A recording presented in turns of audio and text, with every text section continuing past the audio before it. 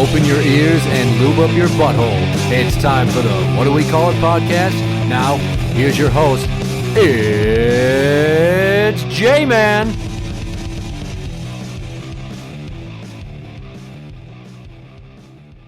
Welcome to the What Do We Call It podcast. I'm Jmann, and how the fuck are you? It is Easter Sunday, and Jesus is not the only one rising from the dead. 6 months of silence. Life has been kicking my balls like it is the World Cup finals. Holy shit. And I gotta tell you, so much has gone on, and I didn't think I was going to continue the show, but I had to give myself some time to kind of get my head together and figure out what I wanted to do with it going forward. Obviously, it's only me, and there's a reason there's an empty chair there. Timmy? Number one fan Tim unfortunately passed away in a tragic voting accident and is now a member of the cult of Trump. It's a little disheartening that he can't seem to see how bashing Trump doesn't equate to liking Biden, but not everybody can look beyond the surface. In terms of me, I have a new job. I may be getting divorced, and there's been some finalization in the long-standing game of cat and mouse with me and the beast in terms of custody. And I'm not going to get into all of it now. So what I want to do is just kind of throw this out there. If I would have done this episode 6 months ago, it would have been the 6-year anniversary of this show. And I sat down and I looked at all the things that had gone on in the world and my life that were different in those 6 years. So when I started this show with Danny, I was working in the jail. And then after that, I was a social worker. And then after that, I was a hospital security guard. Now, I work in a warehouse, and it's fucking great. No stress, no cunty nurses, no mentally challenged clients blowing up my phone 24/7 and calling me swear words for saving their lives. And most importantly, no jail administrators trying to fuck with me for calling them out on their bullshit. Show started in October of 2015, and I had 2 kids then. Was not married, and chaos for the most part in my life. Now, obviously, I have 4 biological kids. I'm still married for now. Knock on wood that I can find a way to keep it together. And still a lot of chaos in my life. That just seems to be the ongoing formula. And I've always talked about this show being like therapy for me and much cheaper than actually going to see anybody. But what happened was I was in denial about how I didn't need to go and seek out professional psychiatric help from a therapist, which I have been doing for a couple months now. And I'm not sure if it's helping, but I go talk to a guy about all the shit going on in my life, and he just kind of looks at me and offers up a few suggestions or a few sentences here or there when I eventually stop belching out nonstop shit that goes on in my life that's wrong and bothering me. So I've kind of done that, and it was honestly on my wife's recommendation, and this is kind of one of the conditions of getting my shit together for her and us and the family, because understandably with everything going on with the beast, I have been an asshole, and I have unwittingly been taking it out on my family without realizing it. And it's fucked up my marriage at various points, and I just need to do some reflection because I am 4 months shy of turning 40, and I need to make some changes. But enough reflection for now. I talked about a review of how the world has changed, and let's just jump right into it. All right, so we started the show fall of 2015. We had Obama at the tail end of his second term then, and he was dealing with ISIS, who he thought that we had contained for the most part when he talked about it in November of 2015. And then right after that, they killed a bunch of people in Paris, showing the world that they were expanding beyond their borders. I didn't really look too much back into that shit, but major cultural events of 2016. We had Russian interference in the 2016 presidential election. That was a big deal. Trump letting his little butt buddy Putin and some hackers try to help him out. And then Trump became president. thus beginning 4 years of clenched assholes for everybody that didn't vote for him or that followed his Twitter feed. And in terms of other sociopaths being voted into the top position of power where they lived, Roger Duterte became the president of the Philippines, and it is a bad time in that part of the world to be involved with drug dealing after that, huh? Huh? Yeah, you one of those fuckers shot on sight. I kind of like that strategy, though. Not going to lie. There was the Brexit vote to leave the European Union. Can't not mention that thing of what's going on in England because it fucking drags on for years, as you'll see as we go through the rest of these things I've noted. Brazil and South Korea impeached their presidents. And here's a big one. Jacob Wetterling's remains were located after Danny Heinrich admitted to the crime after 27 years. The only other story bigger than that for me was Colin Kaepernick kneeling down during the national anthem for the first time, beginning the end of his NFL career. 2017 happened, and ISIS came to power, taking over Mosul and establishing their Muslim caliphate.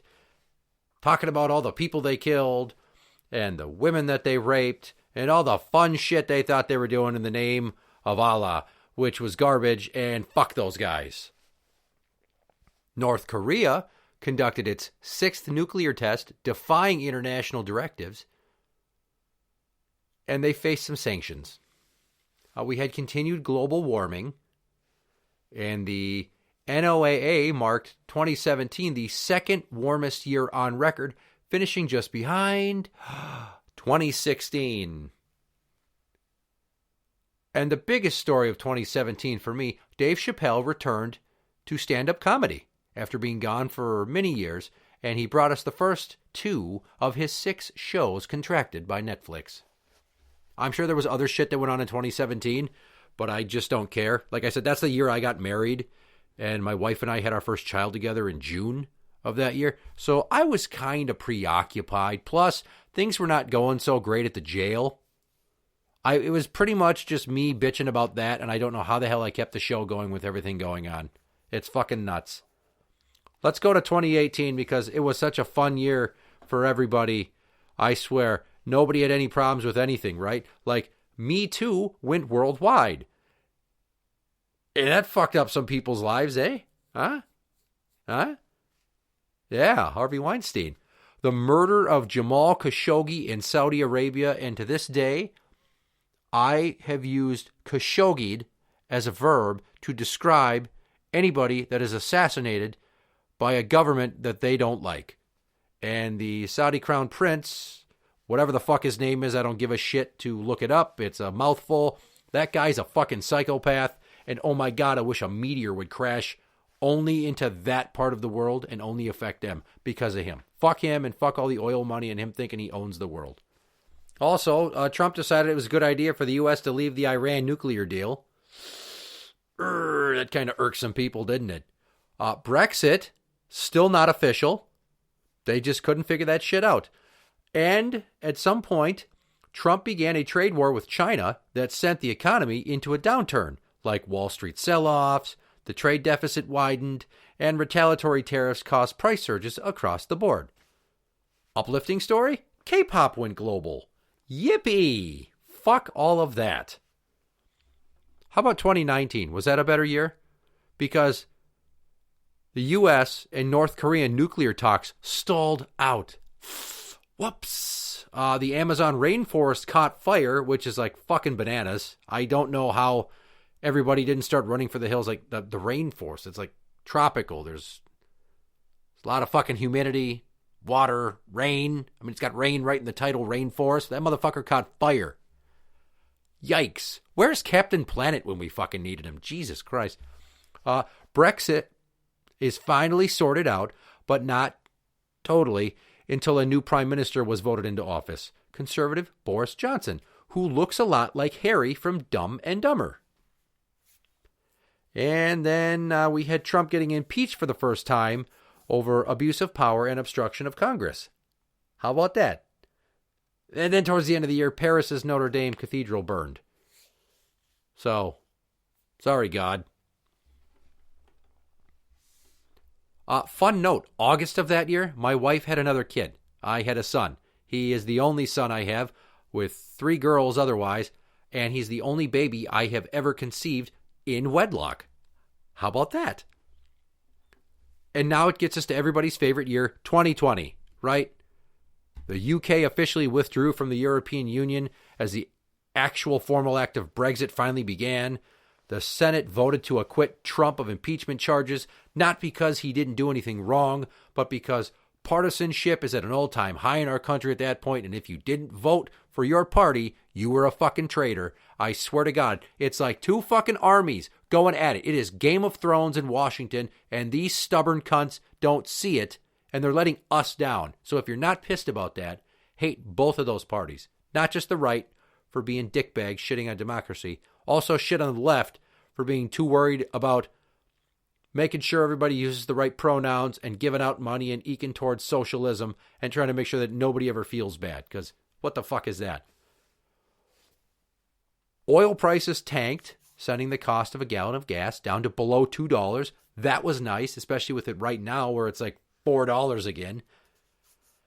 And then there was that whole, stubborn COVID-19 thing that happened with the pandemic shutdown and tons of people being stuck at home.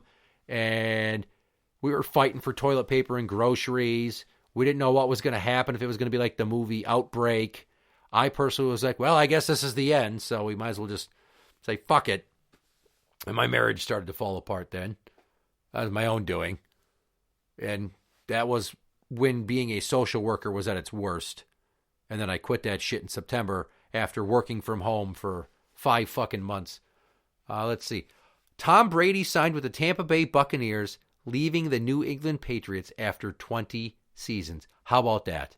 That's a great one to end on. I wish that was the biggest positive story of the year, and we didn't have any more negatives. But George Floyd's death, whoops, and then Minneapolis riots and all that. You remember that? Remember we were sitting at home on lockdown and we were watching Minneapolis burn because some stupid cop couldn't just stand the fuck up and stop kneeling on a guy? Remember all that? Yeah, I remember that. Then there was that whole pesky 2020 presidential election that we still for some reason can't stop fucking talking about because one of the people involved can't admit that they lost. Even though they have said they lost, they still keep pushing this false narrative that there was all of this fucking interference and a stolen election because that person's ego won't let his orange skin admit that he's a loser. It happens. Just like we don't get to see his taxes, just like he doesn't want to talk about all the fucking bankruptcies he's filed. If you can't tell, I'm not a fan of Donald Trump, and if you are, I have a problem with you because he's a pervert. Now, Biden, sniffing hair, hugging people, he's creepy. He's creepy. But he never owned a pageant where teenage girls wear dressing in a room, and he just walks in like, I'm Donald Trump. Thank you for being at my little pageant here. Just want to let you know I have some sons. They're single. If you go out with them, you have a better chance of winning because they're the best sons. They're the ultimate sons. You should get with them because it's okay that your boobies are out and you're underage. There's nothing wrong with this. And oh, by the way, I'm pretty sure that my wife is hostage because she doesn't even want to hold my hand. At least that's what it was like in my head. Plus, there was that whole he's friends with Putin, and he offered Kim Jong-un a ride on Air Force One. So, hey, if you want to say that he's the ultimate patriot when he does shit like that, and frankly, he doesn't give a fuck about anybody but himself. So if you think that he cares about you, he doesn't.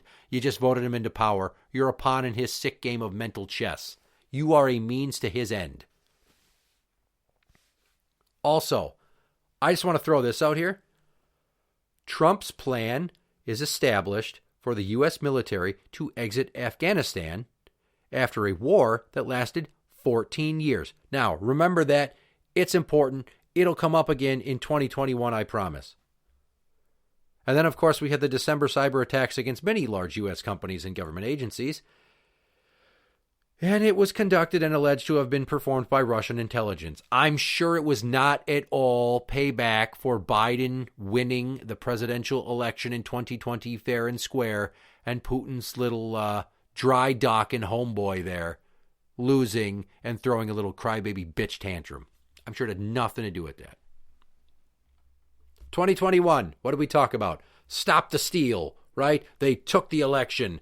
How dare they? we're going to find the proof. They still haven't found any fucking proof. It's weird that they haven't done that in a year and a half. But hey, all the challenges got shot down and fucking A, right? But then there was the Capitol insurrection.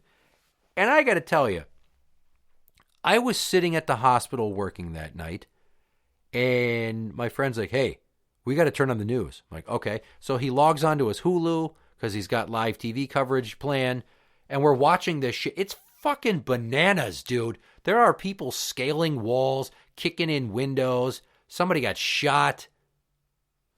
Some guy had a fucking skull indentation from a fire extinguisher getting tossed at him. That's one of the Capitol Police, by the way.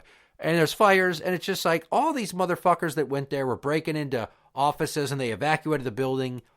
And the Republican Party doesn't want to call it an insurrection, but anybody that's not mentally retarded should know that it was. Because holy fucking shit, how do you storm Congress based upon not real information, trying to overthrow the government by stopping them from solidifying and certifying the results of an election? Like, you're trying to stop that and then force your guy back into power. It's pretty much coup adjacent, if you ask me. And you did, but I fucking told you anyway. Trump was impeached again, second time, for inciting the insurrection. But of course, the Senate voted to acquit him on those charges, because why would you do the right thing? No, got to remain in power.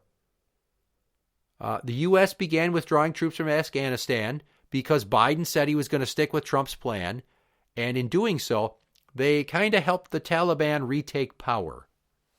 Whoops! Who didn't see that coming? Obviously not Donald Trump, fucking genius that he is with his foresight. You have a terrorist organization, at least as defined by the U.S. government, and you promise to give them power back, basically, by leaving. And you're like, oh my God, who saw this coming? Who would have thought that they'd immediately try to retake the government and establish themselves as the authority and instill all of their bullshit Muslim ideals? Yeah, fucking A. Thanks, Donnie.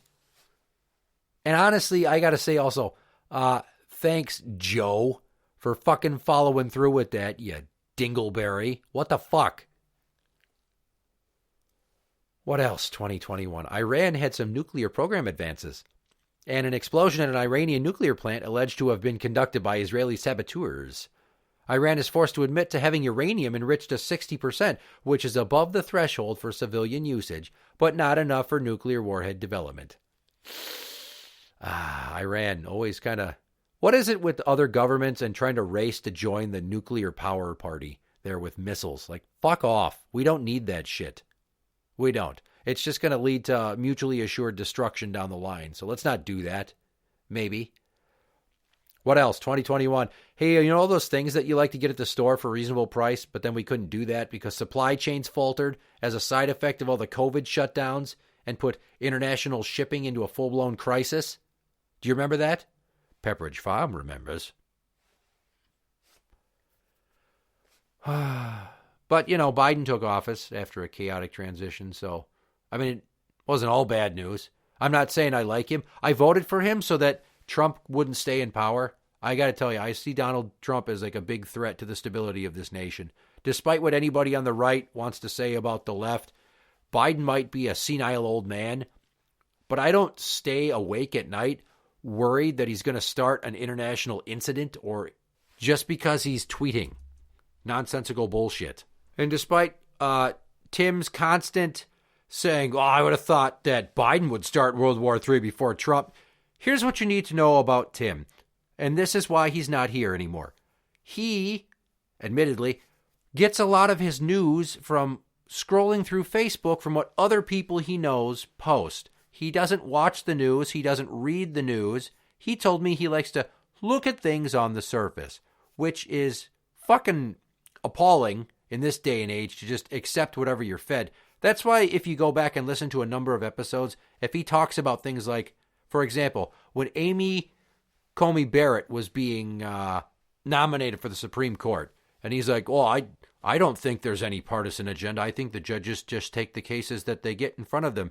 Like some child that doesn't understand that the Supreme Court is there so people can try to go back on old laws and set new precedents, and that it's basically being weaponized by one party, the right, to try to throw a more conservative agenda by front-loading it with more conservatives.